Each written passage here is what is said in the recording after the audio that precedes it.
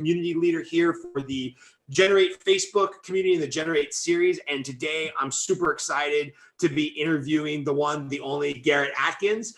He is the owner of Impact Media, which their website is actually impactagency.io. We'll put all the information and links below.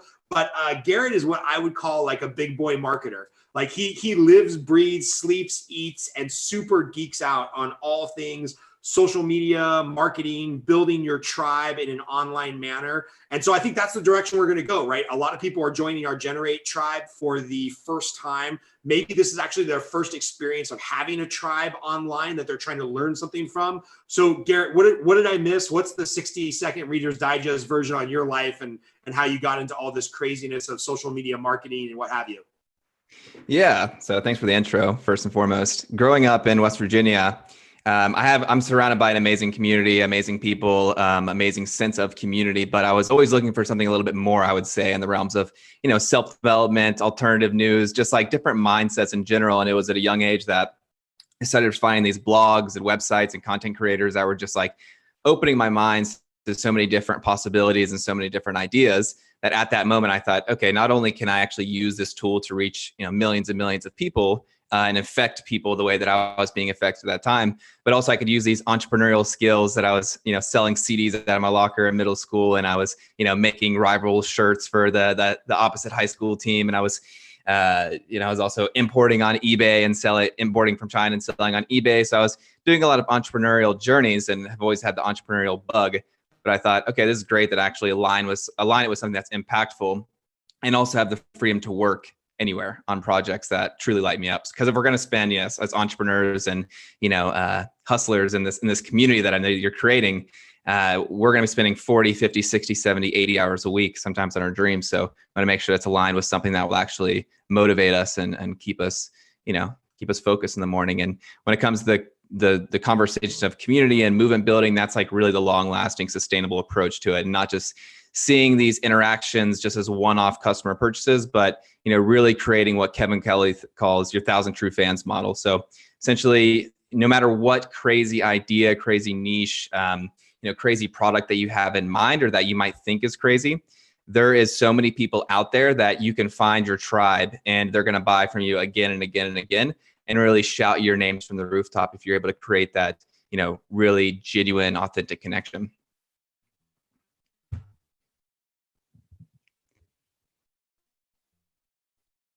I was muted there. Sorry about that. I want to go back to a couple of things that you said, because I think one of the dangers is in this modern day kind of, we'll call it the laptop lifestyle, right? Laptop lifestyle. A lot of people on Instagram have this, persona, and I think a lot of it is fake, that, I'm working from Indonesia and Bali, and, I've got this great Instagram life. But at the end of the day, my experience has been a lot of them aren't putting in the work. And so give us, I always want to give people a chance to get in some humble brags. Give us some eye-popping stats of the amount of people you've been able to reach or the platforms you've built for people. I mean, you were telling me the other day, one of your new passions, you're on a social media platform where you have people reaching 100,000 people a day, 1 million people a month. Give us some of your resume and brag a little bit on yourself, because I think the numbers are staggering, and I think you're one of those laptop lifestyle people who are actually putting in the business work. Yeah. So my main focus over the past couple of years, and since I've really taken it seriously when it comes to digital marketing and really digital storytelling of getting to that essence and spreading it out on a viral level, is making connections with larger pages and finding ways for us to cross collaborate and share our messages. So altogether, there's a Facebook network that I'm part of that reaches over 300 million people every single month.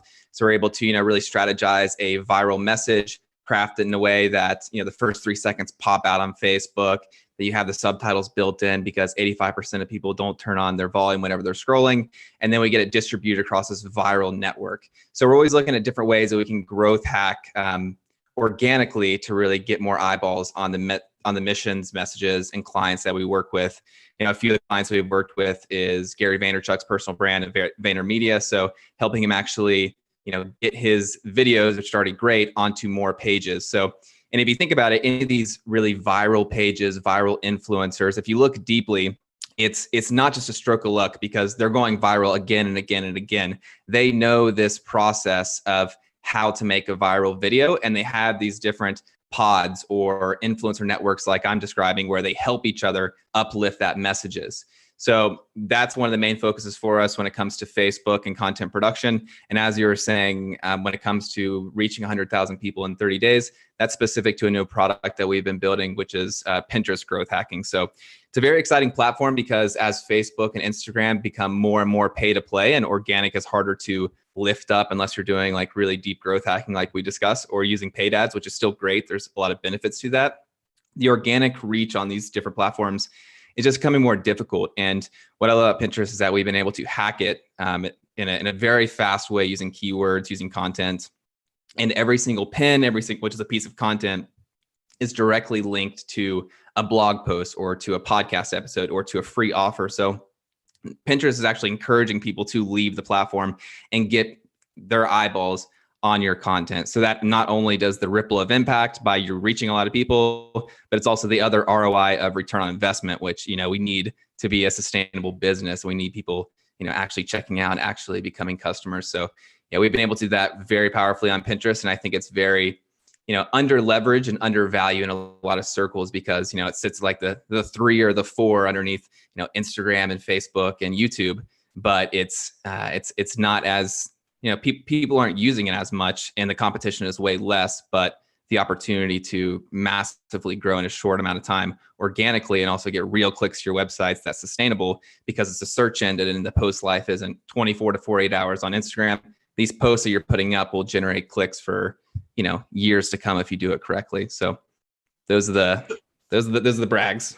So yeah, I love the brags, by the way. I like when I'm talking to somebody that plays in the space who's actually doing it at a high level. And what I'm trying to think about for the person that might be watching this is balancing two competing thoughts, right? Like, one of it is focusing on your top 50, top 100, top 1,000, pick a platform, be great at it, and just build that really small tribe. If you're a realtor, it only takes probably 100 true clients and referral sources to turn over enough business to have a very great career. So I'm trying to balance that thought with the thought of like, oh man, in this modern age, we kind of have to be everywhere, omni-channel. You've got to have a Facebook and an Instagram and a LinkedIn and all this stuff.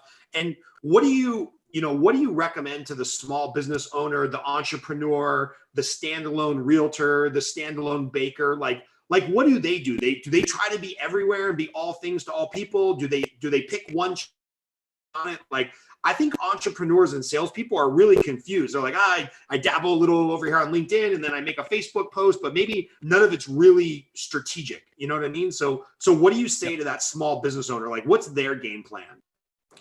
Yeah, I mean, I think that in those examples of it, you want to really more focus on one or two platforms to just find what works, and really just go by the base off of, always start at the end and then reverse engineer on like what it will take to get there. So if you're just aimlessly poking around here, poking around there, you won't actually be getting to that true end goal. So that's why it's so important to do that groundwork in the beginning, and whenever you're in any business program, to talk about, okay, who's your avatar? Who's like your ideal client? What's the type of sales process you're bringing people through? And, most people just want to wipe that off and just say, I'll get to that later. Is that really that important? But it is important to actually know like where you're truly wanting to go, who you truly want to serve. And if you really dial in on those questions, like really think about it for a day and then sleep on it and then think about it the next day, then you'll be able to better understand where these potential clients are hanging out. So in these examples, it's just like the 1,000 True Fans example that I was speaking about. Not only is it great if somebody, sees one of your memes or sees one of your articles, but we want them coming back again and again and again. And you want to think about that in terms of, okay, how am I going to spark initial engagement? How am I going to spark that initial interaction? And then how do I bring them into an ecosystem where I'm consistently adding value to them? So, you have this Facebook group that's we're streaming into it, and one of these streams right now. And that's community building in and of itself. You're creating deeper relationships, and people have this sense of connection, which lacks a lot in our society as it is. We're very virtual, and we're feeling less connection and feeling less engagement with somebody. So if you go out of your way to really, jump on a call with somebody or to add value like you're doing with these different podcasts, that is going to pay off in the long run. So get very clear on what your goals are, reverse engineer that. Start testing it out there, find a process that really truly works for you, and then be able to start dabbling with different ones in your spare time. So it's not, you're not half in 10 different boats, but you found one, it's bringing you leads, it's working for you, but how can you just start playing another realm to see if it works and then add on top of that? So don't spread yourself too thin, but also, be curious with it, have fun with it. If you find something you want to test around it, if you're saying like, all right, let's get on TikTok, put up 3 or 4 and see what happens. And if it's something that you actually want to stick to and enjoy, but if you're just going to half-ass it and not actually put in the work, or it's not bringing the results, maybe it is time to continue putting more effort into what is working and then test out a different lane. Yeah, you said something that I think a lot of people have heard, or maybe they know subconsciously, but they've never really gone through the conscious exercise. You mentioned, building your avatar and thinking directly to the person that you want to help and you want to serve. And maybe we can expand on that, because I think the danger of a lot of salespeople, and I'll just use realtors, for example, because that's a niche that I serve. But, LA, where I work and live, Los Angeles is so segmented. I've got some realtors that are like, oh, I only work in this 8 square blocks of Laurel Canyon. And then I've got other realtors that say like, oh, I'll drive anywhere across the county for any type of client, whatnot. So explain to me what you mean. And let's just use a realtor as an example. Explain to me, how deep you would go if somebody's trying to say like, okay, I'm coming out of this shelter in place. I don't have a very full pipeline. I'm terrified and scared. Maybe I should take any call, any borrower, drive all the way across town to show any house. But you're saying like, hey, build an avatar of somebody specifically you want to serve. Maybe you can speak into that a little bit. Yeah. So basically what that means is if the more focus and the more niche you're able to make yourselves, the easier it will be to, serve a specific person and really scale something up. So, when somebody's just getting their foot in the door, I'm not going to say like, because they're on the 16th block and you only serve the 15 blocks in back that you shouldn't actually, take that call. At the beginning, you do want to like spread yourself out a little bit, have the calls, get your feet wet. But the more and more that you can specialize in a specific industry or specific service, a specific product, then that'll give you the ability to create systems and scalability, which is important, as opposed to always customizing every single little thing that you do. But the more you can actually find out that process of, okay, this is how we run our sales calls. This is the next step that we bring them to the house to check out this. I don't know the full sales process of realtors, but it would be that step-by-step flow so that your systems are so aired out that it's just like clockwork for you. And all you need to focus about is getting more eyeballs into the system, making sure your customers are satisfied. And then you have different support of automated systems of, sale of team support that can make that process smoother. So yeah, it is important to do that work of who specifically you want to serve first. But if somebody's actually reaching out to you and it's still like in your realm to some degree, I would say go ahead and go for it. But always be trying to get into a specific type of person you serve, because that's the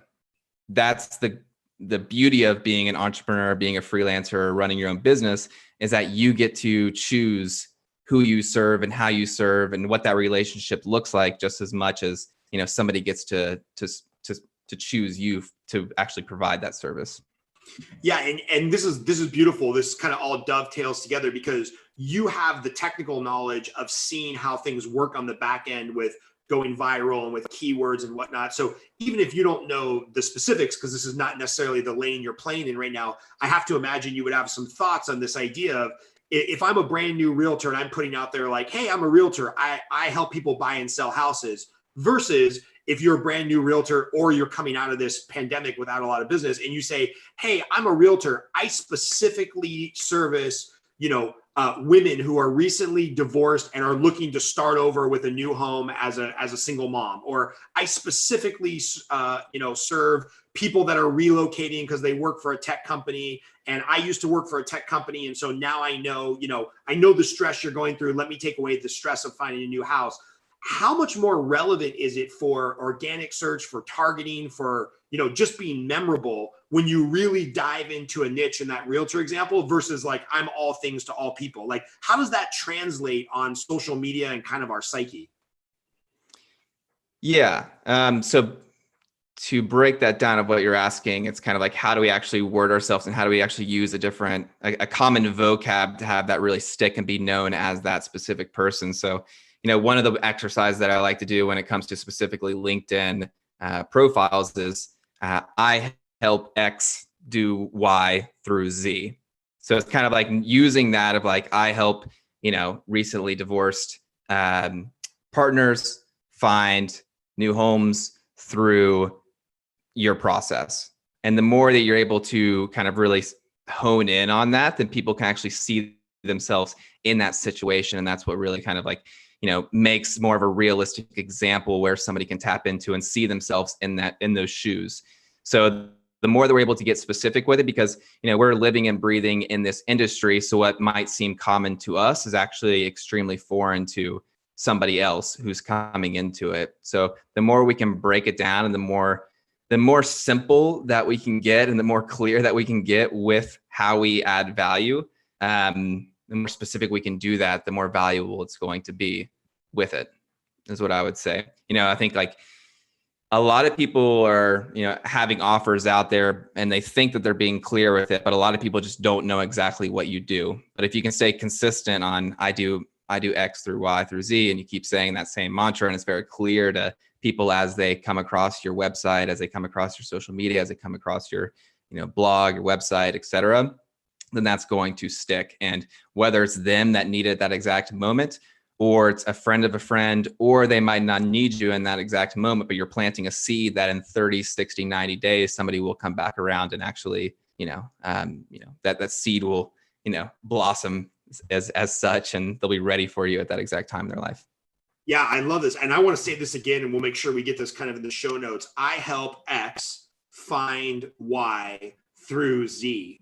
And I'm thinking about a sales process I just sat through because I bought some Cutco knives for my wife. She wanted like a new kitchen set. And I happen to have a coaching client whose son is selling Cutco. And he basically went through this. He's like, I help mothers find enjoyment in the kitchen through great utensils to cook with the kids. I mean, that was basically the pitch. The pitch wasn't knives. The pitch was, hey, why are you buying these knives? Oh, it's for a gift for my wife. Oh, great. Why does she want the gift? Well, she wants to do more cooking with the kids. Oh, great. Well, I'm here to help your wife find enjoyment in the kitchen through cooking with the kids. I mean, that's a sales 101, scripted, right? Yeah, that's sales 101. I mean, you're asking the right questions to understand somebody's current situation, and then you understand their desired situation, and that gap, that bridge, that thing that's going to get them from one side of the canyon to the other is your offer, is your product. And that's how I think about it as well. As that's sales. Like, as much as we want to break it down to 16 steps, or as much as we want to customize it over and over again, if you really look at the 101 and like really the cornerstones of a sales call or a sales process, or somebody going through the thinking, if they want to actually acquire something, it's how are they in their current situation and how they want to get their desired situation, and that product's going to get them there. Somebody goes to Starbucks, for example, the current situation is, I need energy. Like I'm tired. What's the desired situation? I want to have more energy so I can pull an all-nighter and, finish my website. How am I going to get to that? A Starbucks coffee. Like it's like you could fit that into any reason of like what you've bought, and either consciously or unconsciously, you're going through that process. Yeah, that's awesome. So let's talk about, the Cutco knife salesman, the realtor, the business owner, the bank, the yoga studio owner, or even people that are doing a little bit more boring tasks like me, finance. I've got a good friend who's a top producing life insurance provider. He meets with a lot of families. That's the least sexy thing in the world to talk about, death. So how do these people give us like a couple actual blocking and tackling exercises on how they could build their tribe? Do they build a Facebook group? Do they just put them on, add them on LinkedIn? How do they keep in touch? Give us some real tactical steps for like, all right, I'm building my tribe. I know who I want my top 10 or 50 or 100 or 1,000 referral partners and friends and advocates to be. How does one actually start to do that? Yeah. So, I mean, there's going to be some testing involved when there's going to be also the process of, okay, where are these people hanging out and how can I meet them in that space? So when it comes to realtors, when it comes to, this life insurance example, it's always a great idea to capture emails just regardless of whatever process or like whatever, system you have in place. It's always beneficial to collect emails and build up an email list. Just for the simple fact is regardless of what the algorithm do on Facebook, LinkedIn, Instagram, et cetera, you'll have a direct line of communication to these individuals. I would also do the process of, having conversations with these ideal clients or potential clients that you already know in your industry and ask them a couple questions of like, okay, what are you looking for? What's the process that you're going through? Because like I was saying, we're so deep in the weeds of adding this service that sometimes we forget the actual lingo and thought process that people are going through whenever they're going to. And it's a lot more simple than we like to make it out to be sometimes. And what I think of when it comes to copywriting, for example, I don't think that copywriting and, the wording, for example, the copy is created. I think it's just uncovered. It's through actually one of my favorite copywriters, Ryan Schwartz. He does this exercise where whenever he's trying to figure out the copy and describe a product, he'll sit down with 2 or 3 friends and set the scenario, the environment that it's 4 friends hanging out at a bar, and one of them's trying to explain the product to others that they have no context for, and they're just asking them questions. So like, okay, how does it actually work? And everybody's playing dumb for a second just to really get to the center of how do we explain this at the base fundamental level. So going through that exercise is helpful.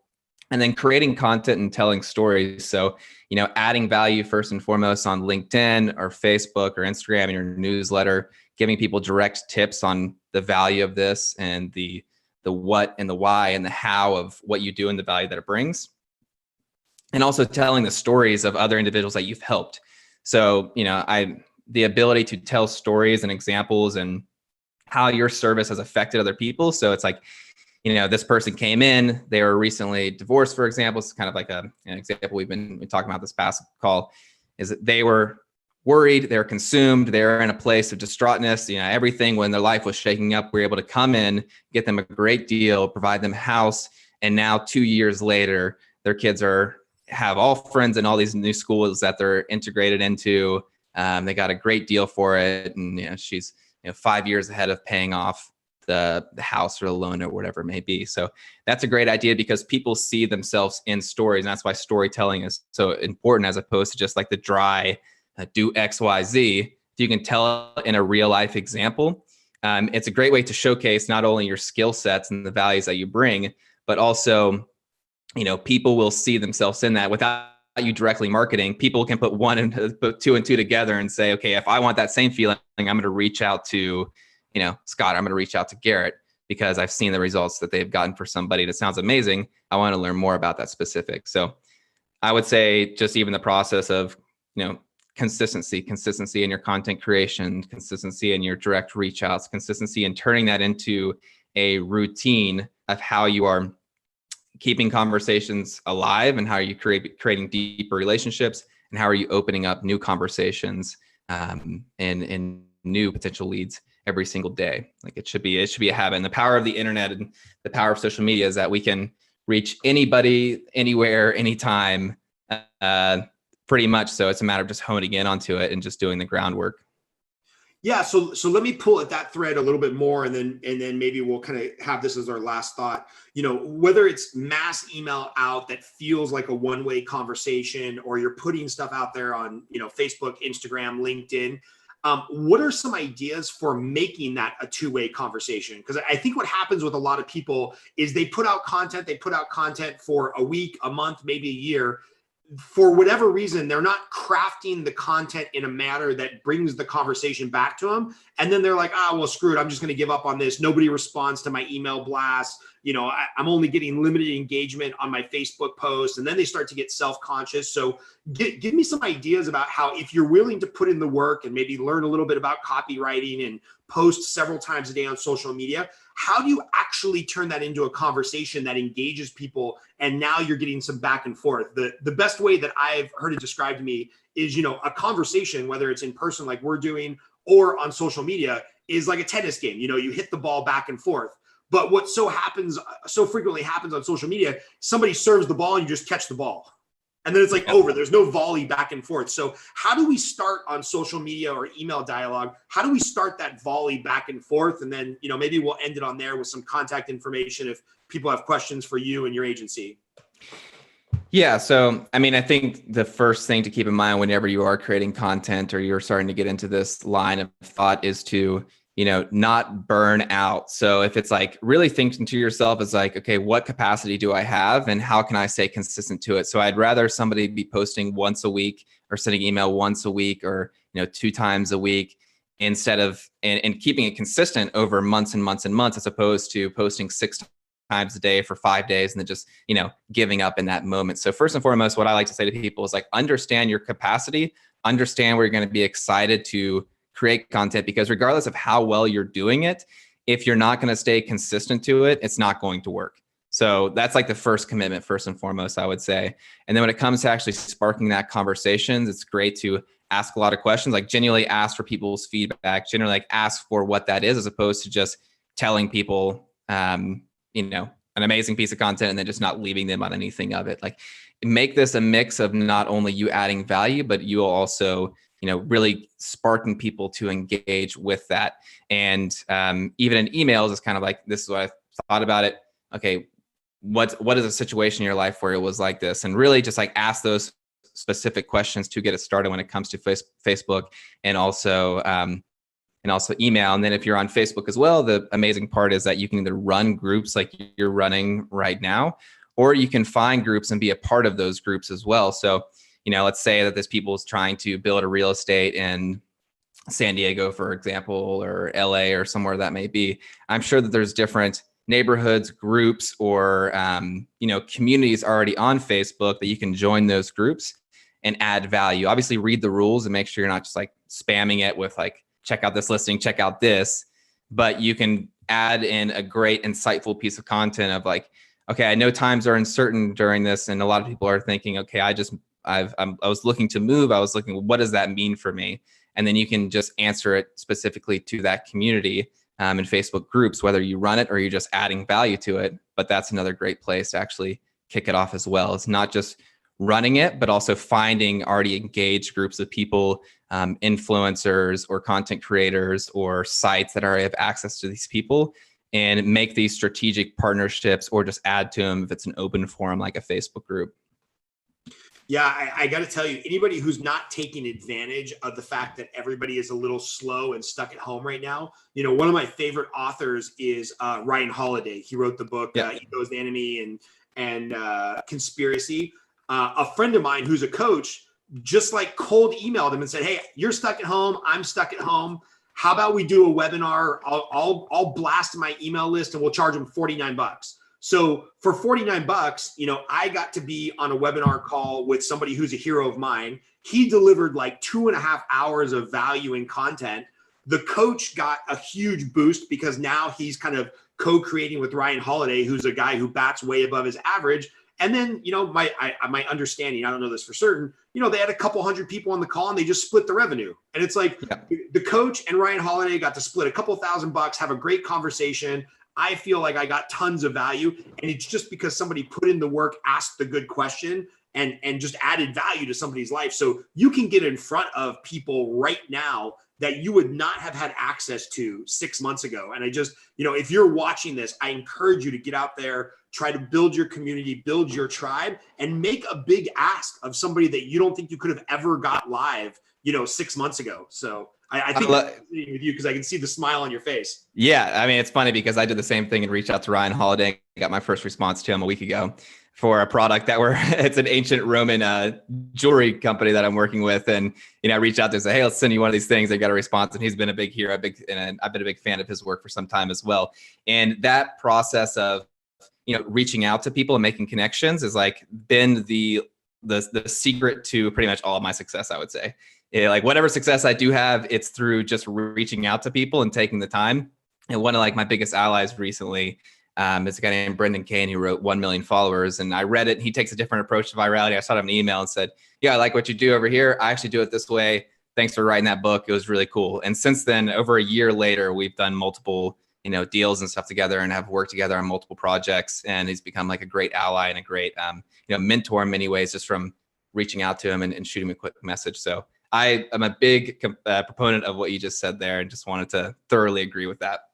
That's awesome, man. So what's the best way for people to keep in touch with you, see what you're doing? I know you're an investor in a podcast and a mastermind retreat, and obviously Impact Media is your baby. With your permission, I'd love to have you back on and talk about this idea of Pinterest, because that's something that was totally out of my realm. And I think there's a lot of business owners that could be crushing it on Pinterest versus Instagram, because like you said, maybe it's not as monetized and self-contained ecosystem. So first of all, could I invite you to come back on and talk about how the hell does somebody get 100,000 followers on Pinterest? Anytime. All right, cool. So we'll set that up. And then what's the best way for people to get in touch with you or stay in touch with you if they're looking to hire some, real big boy social media impact players? Yeah. So our website's impactagency.io. My email is garrett@impactagency.io. And I'm also on Facebook, so I can, make a comment below, or if you can tag my social profile on there. I think we're friends on Facebook. So if you just tag me on there, then anybody can directly reach out to me. So those are the quickest ways to get a hold of us. Perfect, man. Hey, I just want to say thank you. I know that you came on this out of the goodness of your heart. I appreciate you sharing so openly and so much value. And I know somebody that's watching this is actually going to take action and change their business dramatically because of you. And that's what the Generate series is all about, man. So I really appreciate you. Yeah, appreciate having me on. Thanks, man. We'll talk soon.